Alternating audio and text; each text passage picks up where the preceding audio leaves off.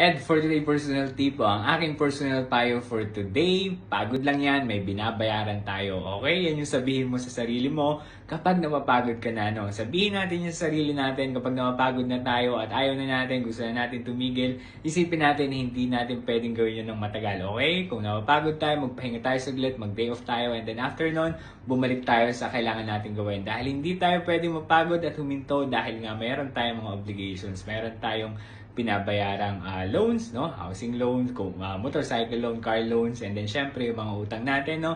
At syempre merong pamilyang umaasa sa atin. Kaya every time mapapagod ka, isipin mo na lang na hindi ka pwedeng mapagod ng matagal, pwede ka magpahinga, pero hindi pwedeng matagal ka mapapagod at hindi ka pwedeng maging tamad ng matagal, okay? Kailangan panandalian lamang dahil merong mga taong umaasa sa atin, meron mga obligation tayo na kailangan nating gampanan, bayaran, like for example, utang, no? Pero sana kahit papano, wag naman lahat mapunta sa utang. Kahit paano magtabi tayo ng 5%, 10% ng ating kinikita para kahit papano magamit naman natin ito sa mga personal nating pangailangan. Like say, pang save, pang invest, no?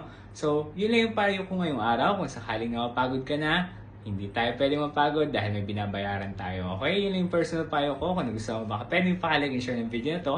Pwede mo rin pala akong follow sa TikTok, no? At pwede ka na pala mag-subscribe sa YouTube account ko na. And for today, yun lamang. Salamat!